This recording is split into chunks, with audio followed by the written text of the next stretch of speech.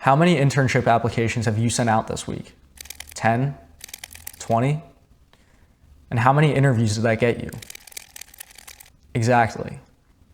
The hard truth is that your resume is probably getting deleted by a machine or passed over by a recruiter in less than 10 seconds. I figured out how to get past that filter. It's how I landed my JP Morgan Wealth Management internship, coming from a non-target school, cold applying, with 0 connections. In the next 9 minutes, these 10 tips will get you past the filter and into the interview room. Tip number 1 is pretty straightforward. Use strong action verbs. Everybody says this, but it's really the truth. To start every bullet point, you need to have a strong action verb that grabs the reader's attention. Recruiters could be looking at your resume for less than 10 seconds, so you need to make the very first word of every bullet point count. Your verbs are like the heat in the pan. If there's no sizzle, there's no impact. My bullet points used to say things like, worked on projects. Until somebody told me, you didn't work, you built something. That one word flipped the impression of my role completely. Tip number 2 is quantify everything and anything you can. Do your best to add numbers to show scale, frequency, or results. Think of numbers on your resume as seasoning. It makes the dish come alive. My resume said helped customers until I changed it to served 100 plus customers daily. Instantly more legit. Tip number 3 is don't list responsibilities, show impact. Your bullet points should be listing your achievements, your accomplishments. Show what happened because you were there. Listing responsibilities is like reading the recipe. Impact is showing the final dish. One of our students had a bullet point that read, distribute promotional flyers to raise awareness of local food drives, fostering community engagement. Now that was a good start. We had a strong action verb and a decent result to follow, but we were able to change it to increasing community engagement by distributing promotional flyers, contributing to an 83.3% rise in food drive participation. That's impact, that's results. Nobody is going to be able to replicate that number because he did that work. Tips one by one is certainly helpful, but seeing them all work together on a single successful document is even better. So I've made the exact resume that I used to land my internship at JP Morgan available for you to download completely free. It shows you how all the pieces fit together so you don't have to guess. Check it out in the first link in the description below. All right, now let's get back to it. Tip number 4 is 1 page, period. Your resume is like a restaurant menu. You don't want too many options. You're gonna confuse people. And in the highly competitive state of today's market, confusion equals no decision. I used to try to cram everything in, especially as an underclassman with not much experience and not many results, thinking more equals better, right? Recruiters, they probably skim your resume for less than 10 seconds.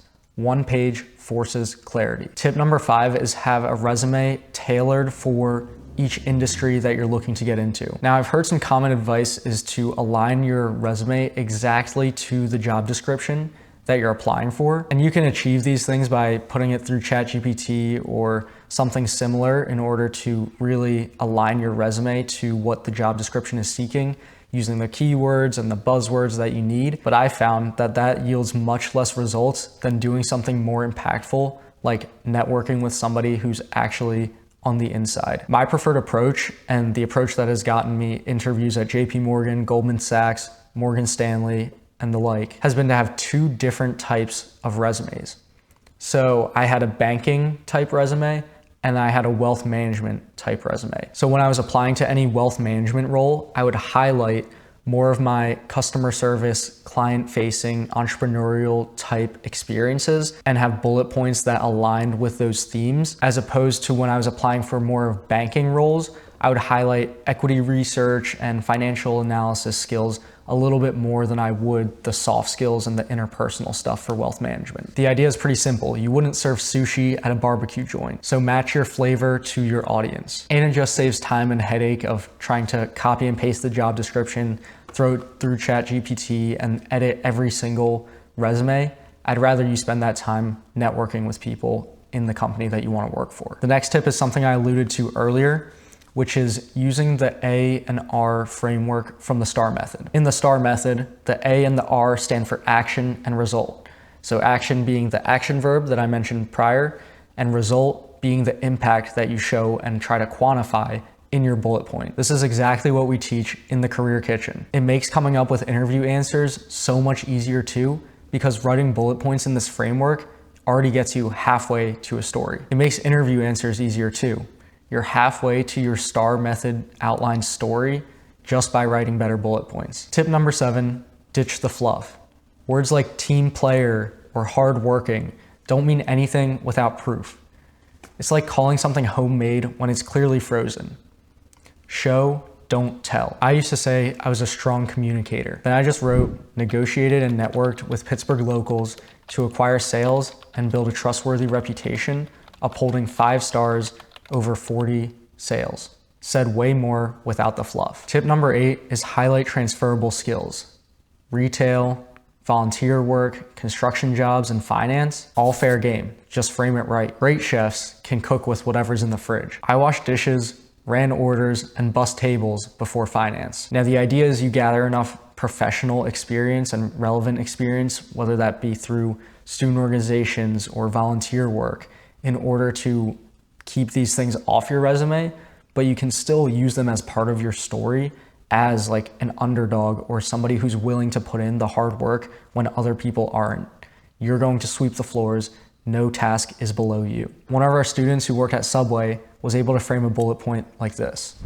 Led a team of 7 to 10 employees during peak hours, tailoring staffing needs to team members' strengths and increasing order fulfillment speed by 20%. Suddenly it sounds like leadership, increasing efficiency, and teamwork. All things any company needs and is looking for in a qualified candidate. The next tip is design your resume for skimming. Use clean formatting, proper bullet alignment, and white space. Plating matters.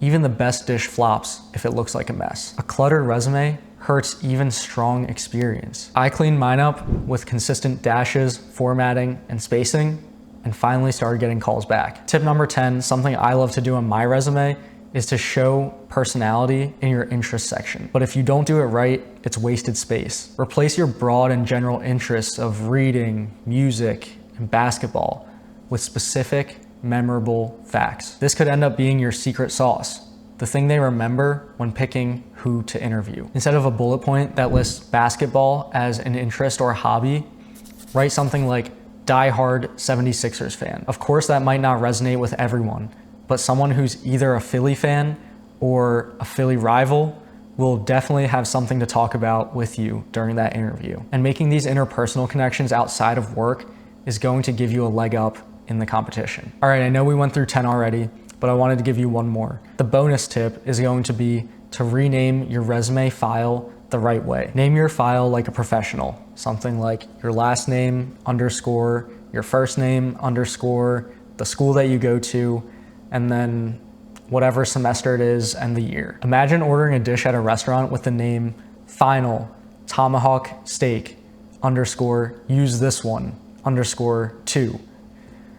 Not exactly Michelin star. I once had a recruiter thank me just for making their life easier by having a clean file name. That kind of polish is rare and stands out. On the other hand, if you have a sloppy file name, it'll make you stand out, but not in the good way. Now, if you found this helpful and you're thinking to yourself, okay, my resume's solid. Now, how do I actually get in front of people if I don't know anyone? Go check out this video next. It'll show you exactly how to network even when you have 0 connections. Let's cook. I'll see you over there.